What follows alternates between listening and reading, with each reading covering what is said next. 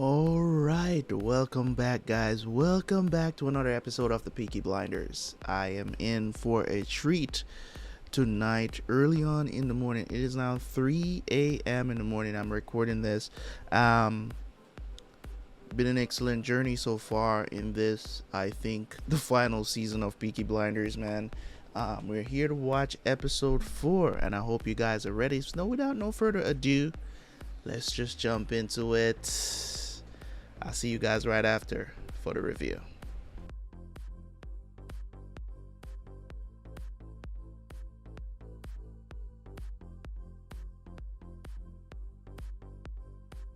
This is my grief. I can't speak him. You're the oldest. You're speaking for me.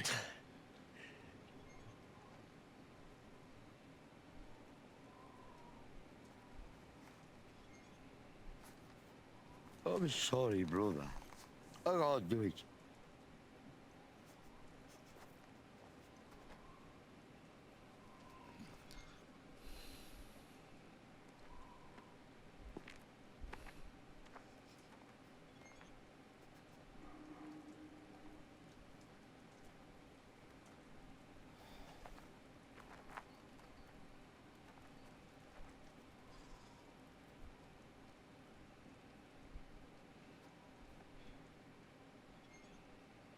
We could have afforded a golden carriage.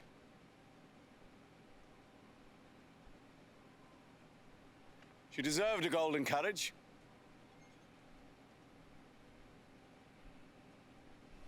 But we didn't afford ourselves that luxury. Because gold doesn't work.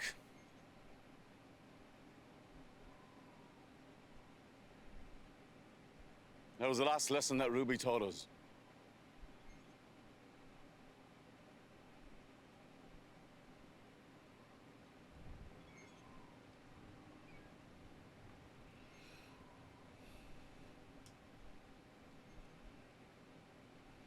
This place was a favorite place in the whole world. And she used to say, Dad, you never know what's going to come down the river. And it's true. It's little Ruby's fate came 1,000 miles too soon. But in her name, and in her memory, things will change. And whatever comes down that river from now on, we will make good. We will make peaceful and honest and good and send it on down the river better than it was. In her memory, we will do this.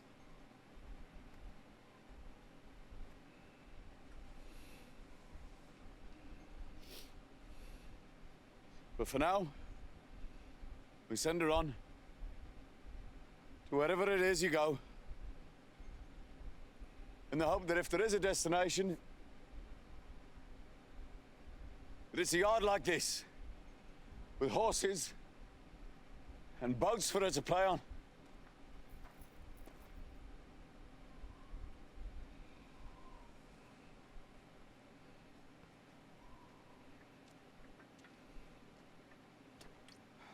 Tom, I've got the petrol. Who will light the flame?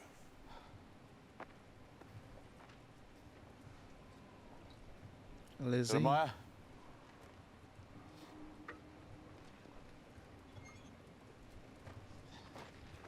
Jeremiah, you made her laugh. You light the flame. No! No! No! No! You won't burn us! No! I just want to see. I just want to see We'll go and see her face. together. Come on. Yeah. We'll go and see her together. Yeah.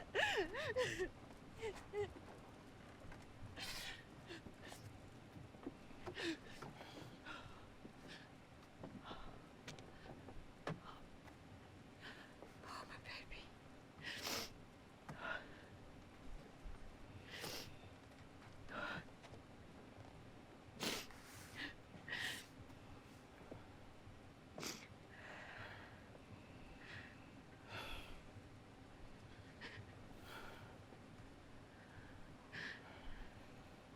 Those who did this will pay,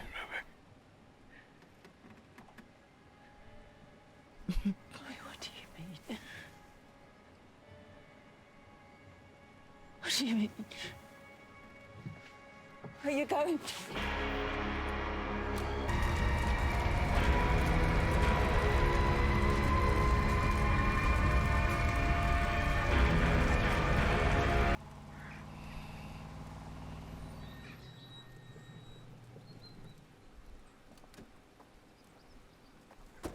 Riley, I think the police are here. Vadney Barwell? Yeah? Who's asking? I'm here on behalf of the Blue Sapphire.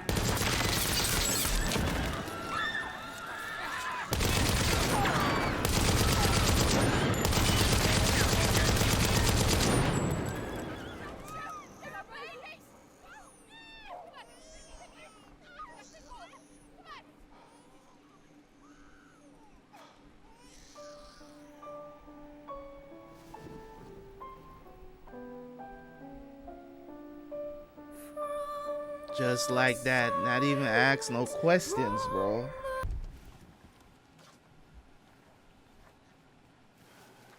Gold dust.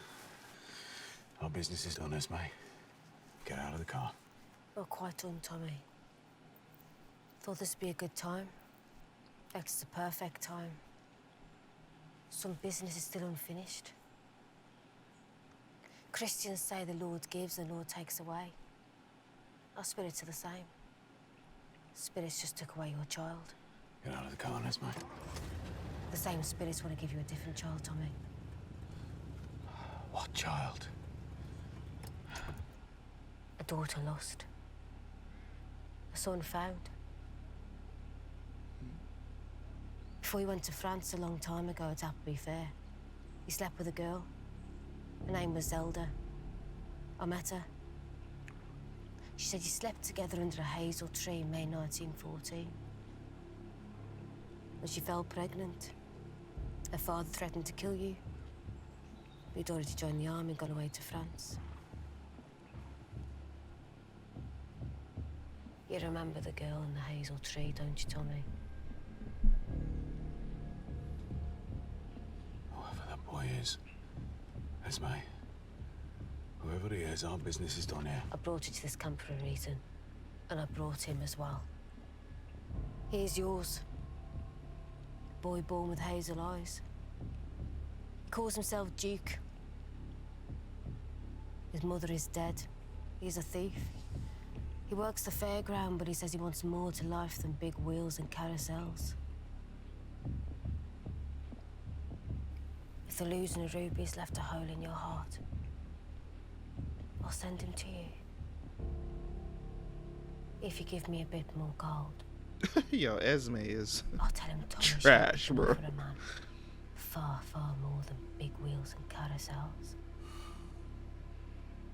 Is our business done or not, Tommy?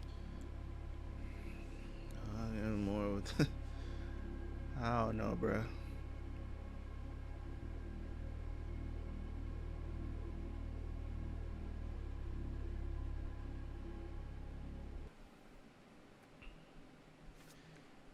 I'm going to spend more hours working in the Commons with Mr. Churchill. His fight is my fight. I sat like a stone and thought about you killing someone in her name. The Shelby institutions will be expanded. I will set up a fund to research the causes and cures of consumption. Did the woman you killed have children? 10,000 children die every year, Lizzie. Go to bed, Tommy. I've been reading about new research. Stop and close your fucking eyes. I will not. I will not stop! What is this good that you overcome?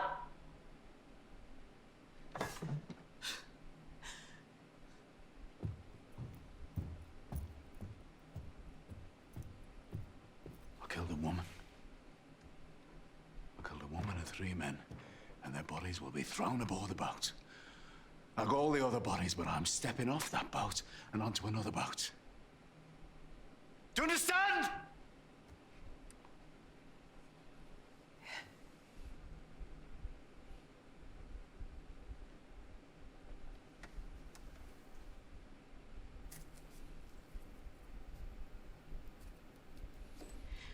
The doctor from from the sanatorium called and said that it needs to speak with you urgently.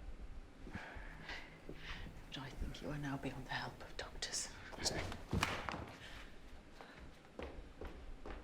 Francis said Arthur's here.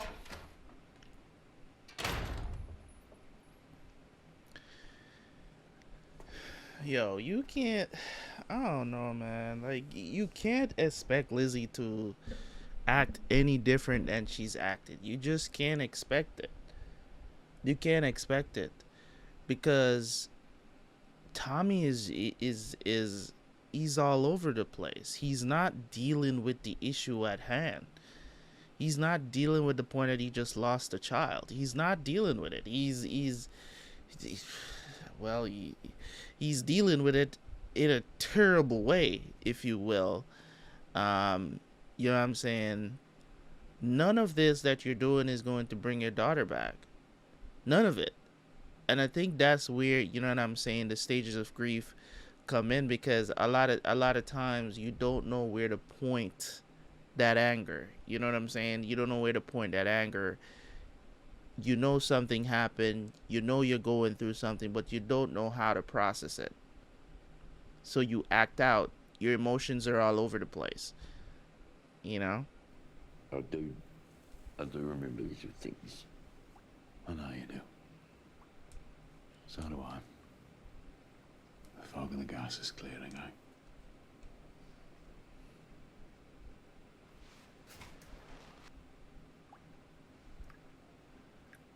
Yeah, cup's nearly full, pass it here. I told you. Told me I wouldn't stuff anymore. Huh? You don't drink no more, Arthur.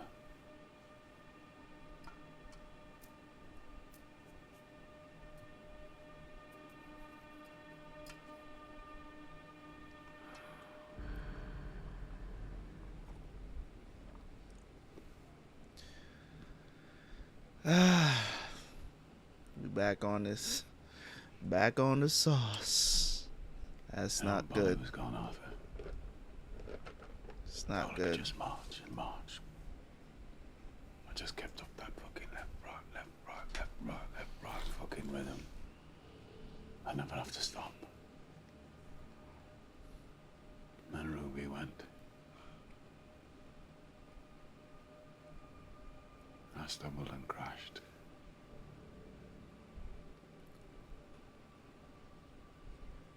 Now here I am. Sat in my arse. On the ground. Like a fucking tunneler. With my old comrade Arthur.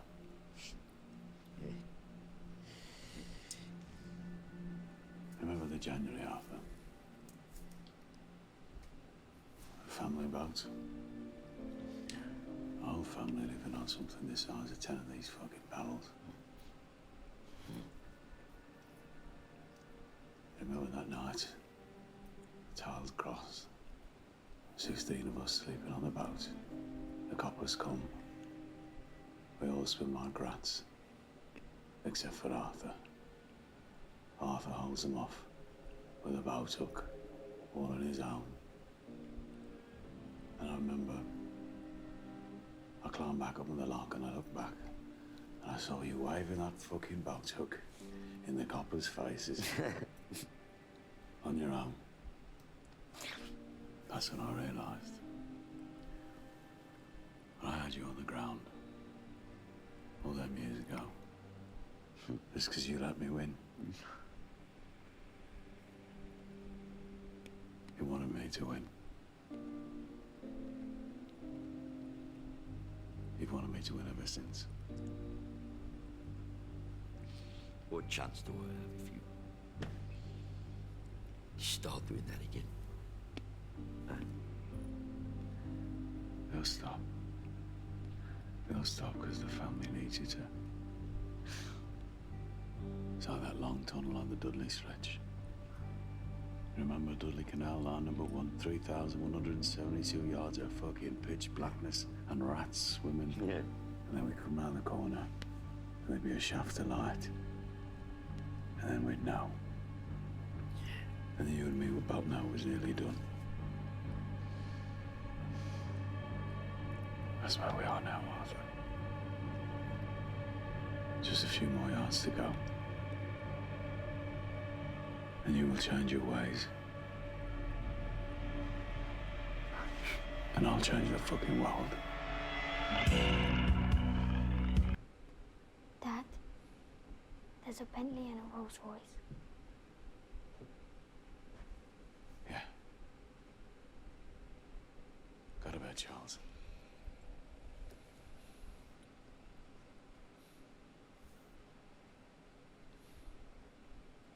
I can't sleep. Yeah. I see it when I shut my eyes. Aren't you, Mum? I can attest to that. That is She'll be very right. true when you're young. I remember. She holds on to me.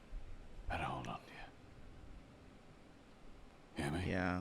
It takes a while for you Always as had a all that. child. I remember losing somebody close to me when I was a child.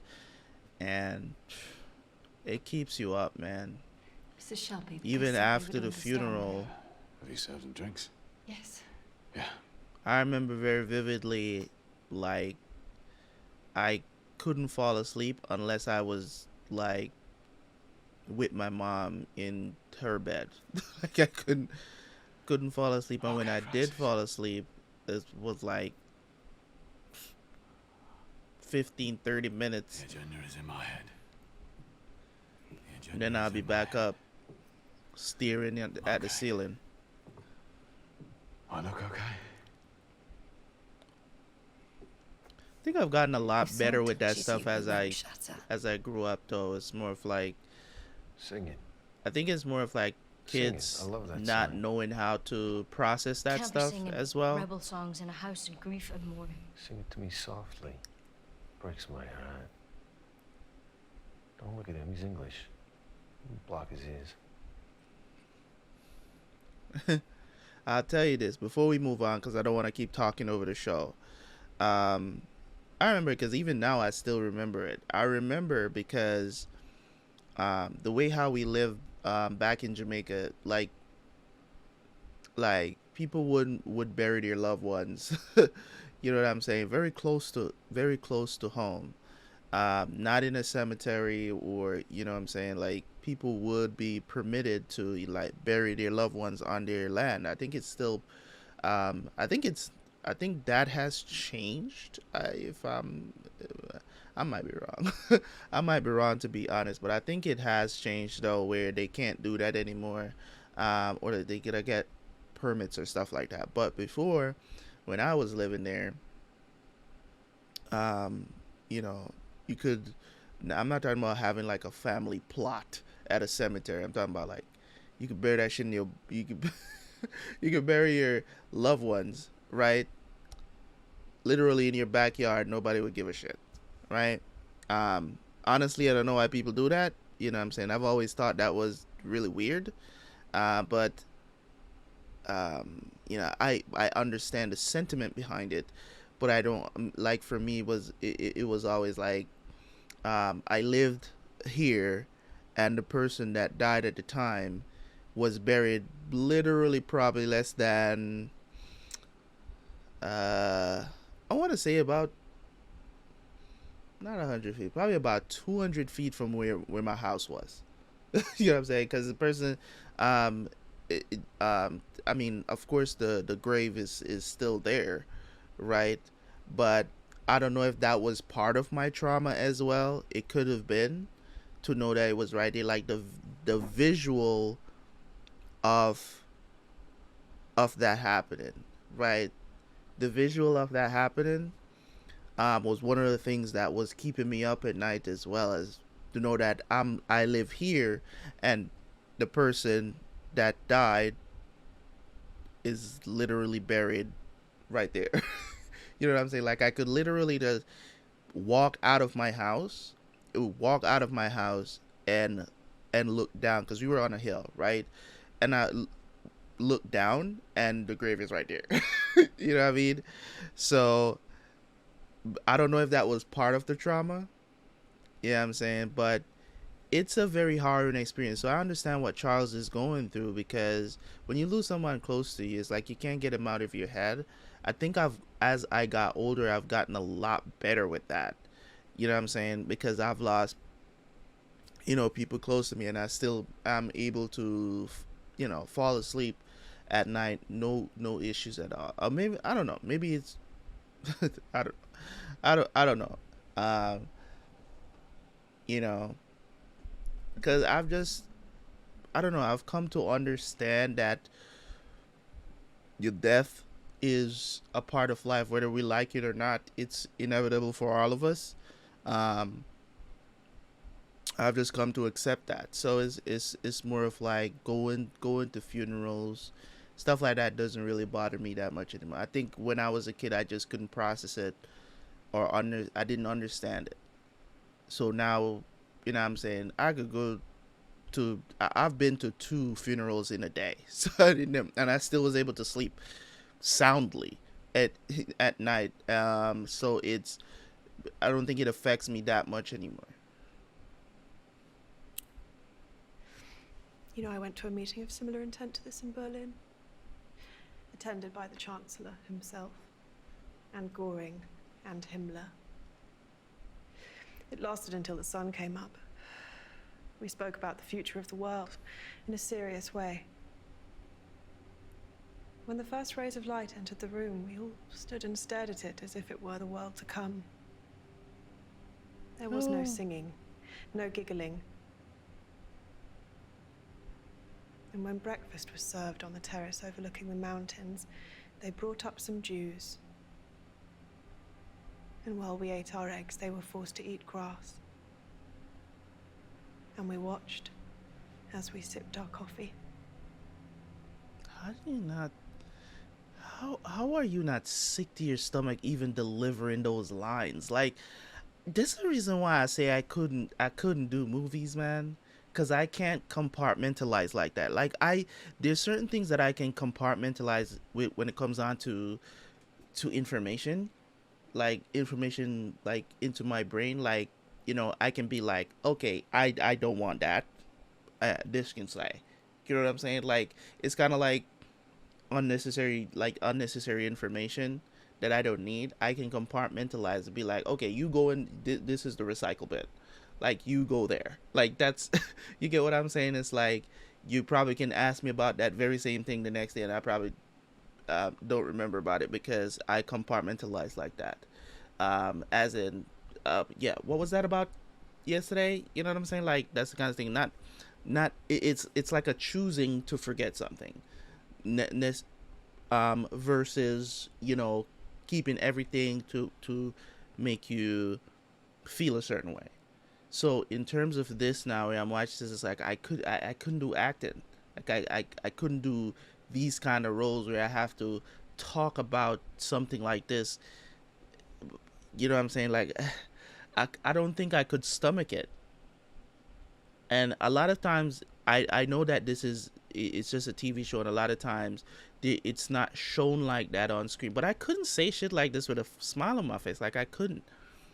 I don't think I could deliver lines like this and make it believable. Like, she looks like she's genuinely enjoying telling this story. Like, on some real shit. Right? She looks like she's genuinely enjoying telling this story right now. Right? But I know a lot of times, like, when people deliver lines like this and stuff like that, they've always talked about it, like, in, like, post interviews and stuff like that. They'll talk about scenes like these where they have to deliver these lines, how disgusting they feel afterwards.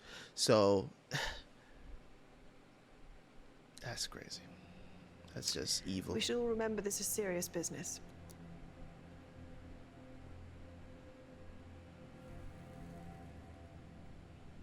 Talk about that shit so fucking casual too. Oh, Diana. Now look what you've done. You've killed the mood. She's definitely a mood killer. For real, for Let's sing real. a fucking song to raise our spirits. Go on, please.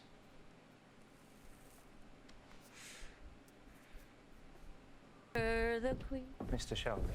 No, please. No condolences. Thank you all for coming. Now let's try and find out how this new world of ours will look, shall we?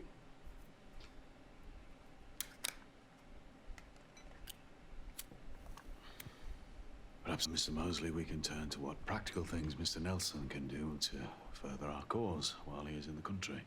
It's me who has the ear of the President of the United States. Which is kind of why I'm here, right? We do indeed have things for you to whisper into the President's ear. Tell him we are England. We are the mood England is in. And in Ireland, appeasers to the English abound. But we represent the true, liberated spirit of the country that populated your own. I hear about communists in both places. We are the bulwark against them. When it comes to the working class, we could move our people from republicanism to fascism with just a nudge. They trust us. You ride with hounds, Mr. Mosley. Will you hunt communists? Oh, my hounds obey. Shelby, you run as a socialist.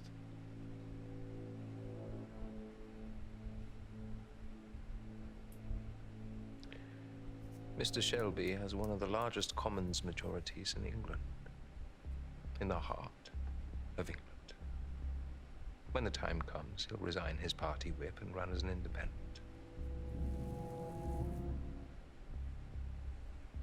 But underneath, do you truly believe in the cause, Mr. Shelby?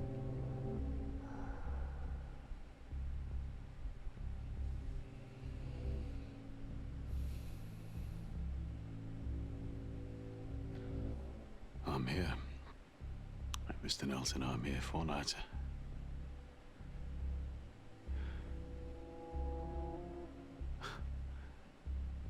Four nights after, and I'm here. In this room, in this meeting, I'm here and I'm serious. Prove it to him. Prove it. Physically. How the hell are you supposed to prove it physically?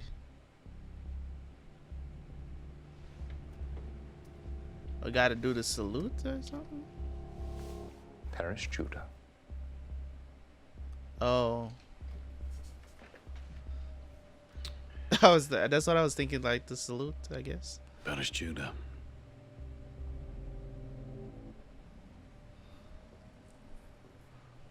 Mr. Nelson, you can report back to your president that the aristocracy and the meritocracy are united in their conviction that a new order is coming. Also, Mr. Nelson, at present our weapons are coming from Germany. The British are closing our supply lines down. We would value a supply from Boston. Weapons I can give you if they're to be used in a good cause, and while on the subject of import and export, Mr. Shelby, in light of our new relationship, and since you have proven your commitment in a most extraordinary way, Boston is now officially open for the importation of your merchandise.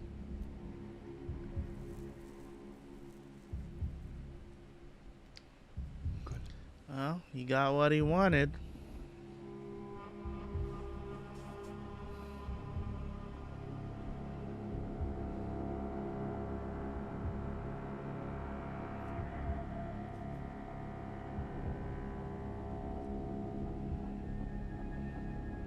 What if he just killed everybody in this room right now?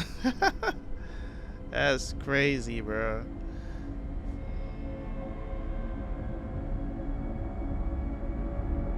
Not the chair.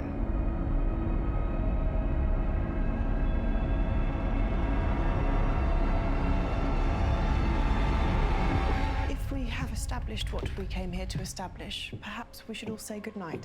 Absolutely.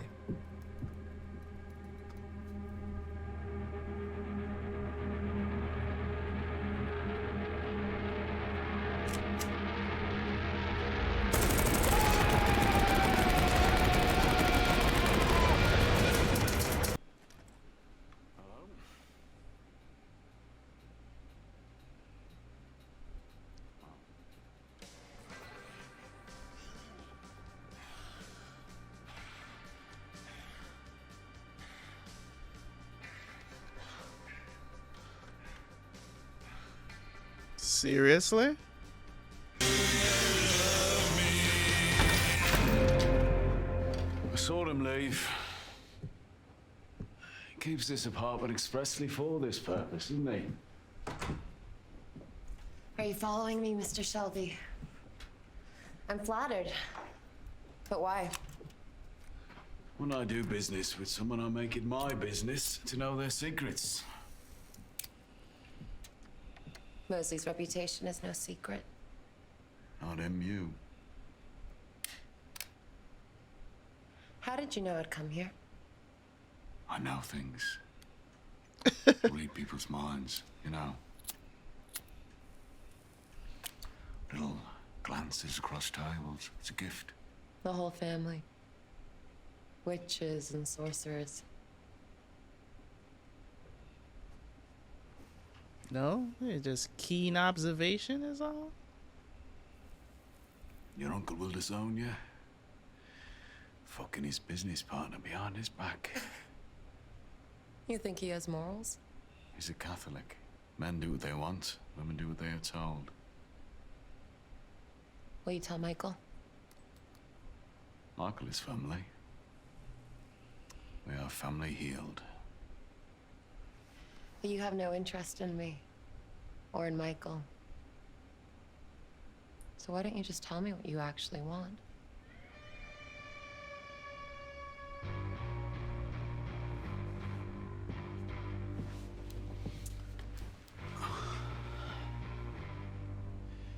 You will be with Mosley when he's in Berlin.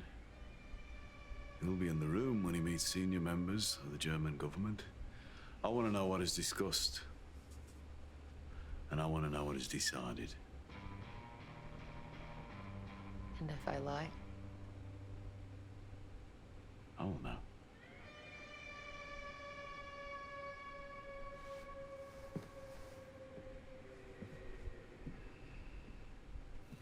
You know, Michael thinks you're the devil. And I think he might actually be right. That was the other reason I came here. What are Michael's real intentions towards me, Gina? And if you lie, I will know.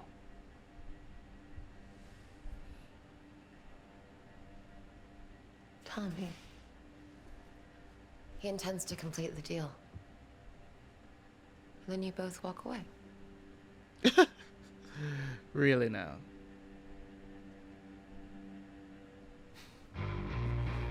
It's like, yeah, right. It's like, yeah, I totally believe you. That was a horrible lie. I didn't even believe that. Mr. Shelby, Dr. Holford. Send him in.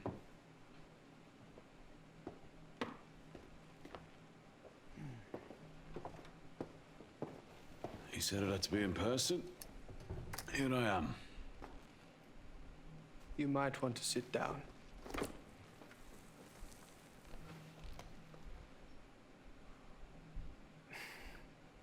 Mr. Shelby, I know that you are still grieving for your daughter. But I have news that cannot wait. Did they kill his daughter on purpose? When you were x-rayed and examined oh, at the sanatorium 10 no. days ago, there was no TB found in your lung. Thank I'm God. afraid they found something else. Something related to your daughter's illness. What is it? They tried to speak to you at the hospital, but you were not cooperating. After your daughter's death, you could not be found to be informed in person. Eventually, as your personal doctor, they called me. I didn't offer you tea. You look like death. Do you want tea? You look like death. No. At the sanatorium, they conducted blood tests. The tests suggest that the shadow you can see at the Does he have base cancer? of your skull is not cancer. Okay, it's not cancer. It is tuberculoma. tubercular growth caused by the same bacteria as TB. So You may have picked it up from your daughter. Once this disease enters a household, it can run wild. It can be transmitted with a simple kiss. It seems the Shelby household is no exception. Mr. Shelby, as I say, I am aware that you are still grieving. But you must understand this is very serious. From the size of the tumor, expansion must have been rapid. I have no doubt that you are already experiencing symptoms. yeah, the seizures. Have you recently suffered seizures? Yeah. Bouts of weakness, dissociation, Hallucinations. Damn. So he has a tumor at the base of his skull. Why didn't you come and see me? He didn't know. I've work to do. Oh, he's talking about My danger to others. the symptoms. No. Unlike TB, tuberculoma is not infectious. Yeah. Mr. Shelby, it is not infectious, but in your case, I am afraid it is inoperable. The growth is in your brainstem. Any attempt to remove it would result in trauma and brain hemorrhage. Whilst you were refusing my calls, I showed your x-rays to 3 of the best surgeons in the country. They all said they would not operate, as it would be futile. Of course, you will want a second opinion for yourself. Dr. Helen Rutherford at St. Thomas's. She is a friend.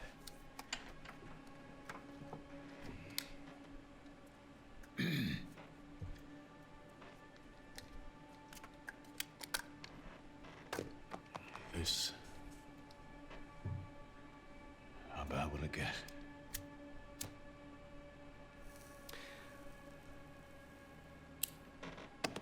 As the tumor grows, the rate of physical and mental deterioration will increase. Eventually, you will need people around you constantly who love you very much. How long?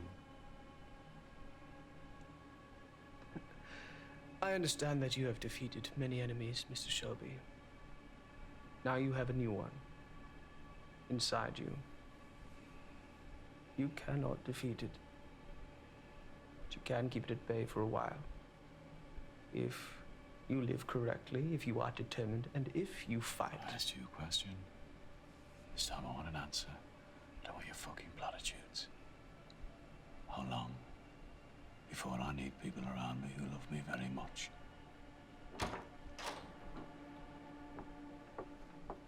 Sorry. It's fine, Lizzie. My account today was just leaving.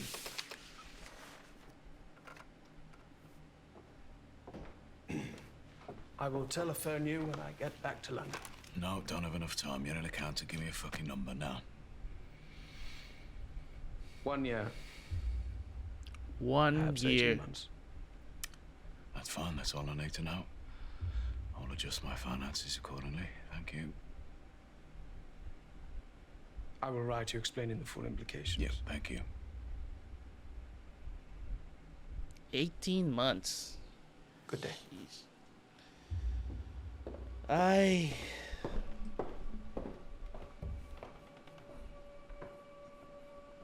Something serious? Indeed. No, that was just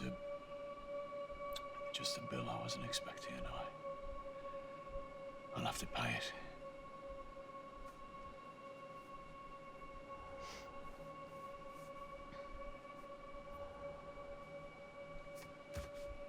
Give me a minute on my own, Lizzie.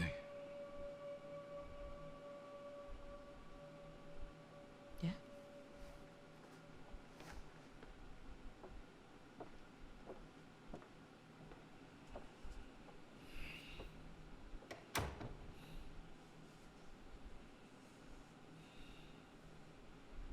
Just more bad news.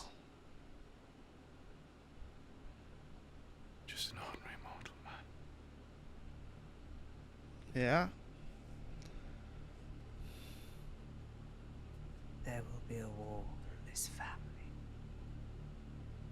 and one of you will die. Molly, just give me enough time to do what I have to do. Kill. Kill.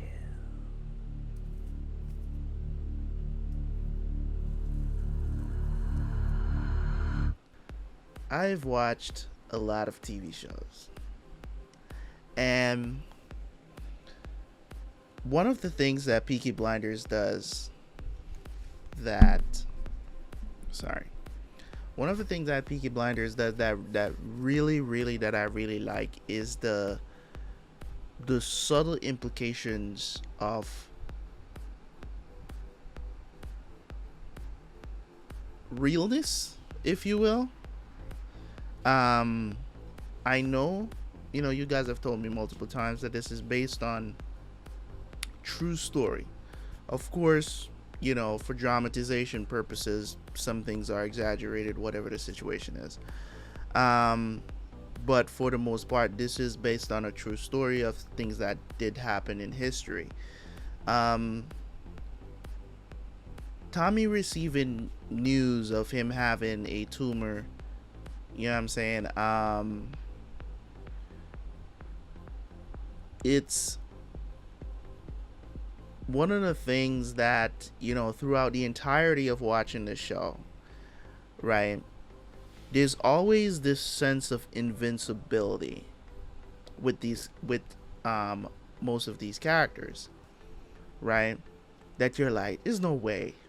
You know what I mean? It's the Walter White of Breaking Bad. Even though all this time we've been watching this character, and that is complete fiction, right? It's complete fiction. Breaking Bad is complete fiction, right?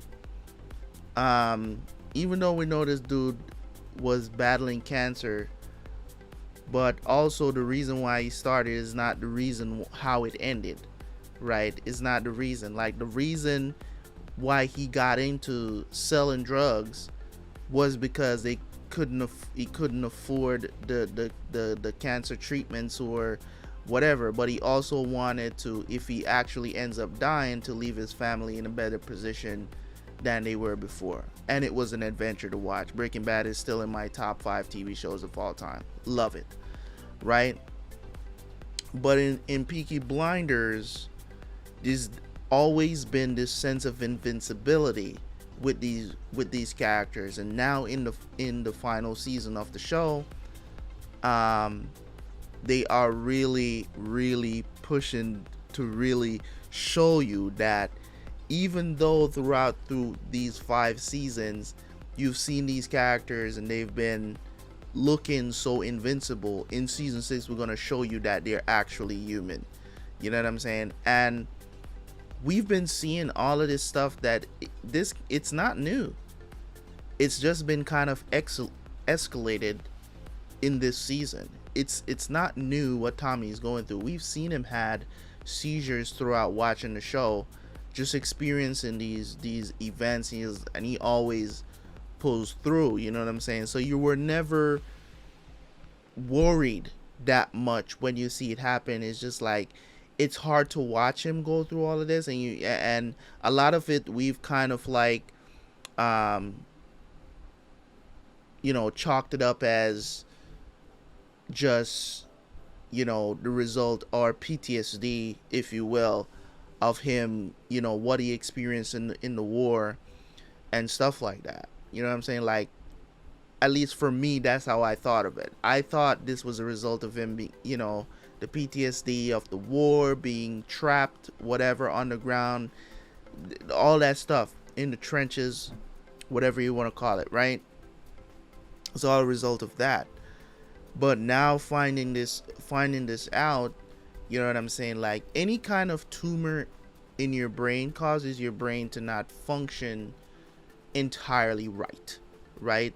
So there's always going to be those moments that that you will have these weird things happen to you. I've been around people who has cancer, tumors, all of these, like, I mean, into perspective, you know what I'm saying, I've been around a lot of people with different, you know, whether it be mental illness or you know, cancer, all these other different kind of diseases, whether it be terminal or not, right? It's not a great feeling. I tell you that much. It's not a great feeling, even though in this situation, like I just had a conversation probably about a couple of months ago. Couple of months ago, I had a conversation with someone who was diagnosed with cancer. You know, hearing that she didn't have a lot of time left and stuff like that, and just having a conversation with somebody who's usually very lively, and you're sitting down having a conversation with this person. This person is she was just very as lively as ever, but you know, in the back of my head, while I'm sitting there having the conversation just as normal as I'm sitting here talking to you guys right now, it's just this feeling in the back of my brain, in my mind. I'm thinking, I don't know when I'm going to lose this person. You know what I'm saying? I don't know when it's going to happen. I know it's soon. It could be further than soon. You know what I'm saying? And we're gonna thank God for those for that extra time. But at the same time, it's the feeling is never easy. You know what I'm saying? It's never easy. And I know I'm sitting here and I'm talking about it very casually, and it seems like it might be easy, or you know, people who has never been in those situations or never been around people who are, you know, being diagnosed or whatever the situation is, you know, I wouldn't wish that on my worst enemy, man. I wouldn't. You know what I'm saying? It's just one of those things where, even though you know that death, we're talking about death a lot, even though you know death is inevitable, you know it's going to happen, the emotion that surrounds the entire thing is inexplainable at times. You know what I'm saying? Because you in some ways you don't know how to feel. You might gather, you might celebrate the life of the person, but at the same time there's just this nagging feeling of they should still be here. You know what I'm saying? They should still be here. So it's, you know what I'm saying, it's a roller coaster of emotions in those situations. So yeah, man, Peaky Blinders is unique in that aspect, as in, you know what I'm saying, the whole situation, the fascist movement and stuff like that. I talked about how I didn't know how far the reach was. Like I you know what I'm saying, like, of course, you know, we have, you know, in America you have the, you know what I'm saying, Aryan nation, whatever they, you know, want to call themselves, people that still like, yo, kill all the Jews, kill all the blacks, whatever, right? You still have people like that around, people who tattoo the swastika on their arm and all this other stuff. It's not very nice to see those things. It's not very nice to see those things, whether it's in person, whether it's on TV or whatever. You chalk it up for the story that it is when you watch it on TV, but at the same time, it's like, why? You know what I mean? A helicopter at 4 o'clock in the morning? Alright, bro. I wonder who they're looking for. I know that ain't no regular helicopter. That's gotta be cops patrolling. But it's one of those things when it comes on to this show that I really love and I adore about the writing. They're not afraid of taking risks with certain things. If something happens, they deal with it. They don't just gloss over it as if it never happened. I'm glad that they're showing the aftermath, what this is causing, of Ruby's death. I'm glad they're doing that. I'm also glad that, you know, certain things that they do, that they write into the story, it makes sense. They're dealing with the problems like they are human beings and not robots. Tommy is, as much as he wants to put up a front, he is hurting like a motherfucker. Like, you can see it on his face, you can see it through his actions. He is hurting, but he's just trying to stay strong enough to get everything in position so he can leave the people that he loves in a better position. Now that he's gotten this news, it's gonna drive him even more to get this shit done so that his family can be okay and practically be out of this business. So even if he ends up becoming a vegetable because of this tumor, at least he knows that his family okay. The people that cares about him is okay. I think that's the road that we're going down, right? Everything is kind of spiraling out of control. Arthur, you know, Tommy's drinking again. Like, it's sad, bro. It's sad, man. And that lady, that's just, I don't know how they do it, man. Like, I literally, if I had to say something like that on screen, I probably would vomit, like, literally, right? I would feel super nauseous after saying something like that so convincingly. Like, I actually believed what I just said. But that's the job. That's the job, man. It's doing stuff, you know, out of the ordinary that you wouldn't normally do. And sometimes you have to be the villain. Sometimes, you know what I'm saying, it's what the job entails. You know what I'm saying? Of course, you still have a choice to not do these things, to not say these things. Or once you see stuff like that in the script, you'd be like, yeah, I'm not doing that. You know what I'm saying? It's still a choice at the end of the day. But at the same time, it's like, you can't really look at an actor and be like, oh, that's what they believe in because they said it so convincingly. Like, I think that is wrong to put that on people, because I've heard too many actors come out and say they've delivered line that completely disgust them. They can't, you know what I'm saying? But that's the job. You know what I mean? And it's acting. So you can't go beyond that and be like, okay, they did this movie because that's what they believed in. It's not a fucking documentary. So you can't do that. But at the end of the day, I totally understand. So yeah, man, it was a great episode. Once again, episode 4. I'm moving on to episode 5. Hopefully you guys enjoyed watching that with me. I appreciate you guys, man. So I don't know if there's only going to be 6 episodes for this final season. I don't know how many episodes they're going to drop. I don't want to look it up because I don't want to be spoiled about anything, because, you know, I'm not caught up right now. So I still need to watch episode 5. Episode 6, I believe, drops tomorrow. So we'll see how that goes. Maybe I'll do episode 6 as well. And if you want to go check out the rest of the reactions, guys, they're gonna be on Patreon. So if you want to be ahead of YouTube, because YouTube people have to wait until I edit the videos, and I have to have the time to edit the videos. Okay, so if you want to watch, just go ahead and watch these on, you know what I'm saying, you want to watch the next 2 episodes or whatever, because they might be out by the time you YouTubers are you know what I'm saying, not YouTubers, but the audience, you watchers of reactions, right? If you want to go watch the next couple of episodes, they should be out by the time you see this one. So if you want to see those early, join the Patreon and you'll be good to go. Anyways, guys, I appreciate you guys.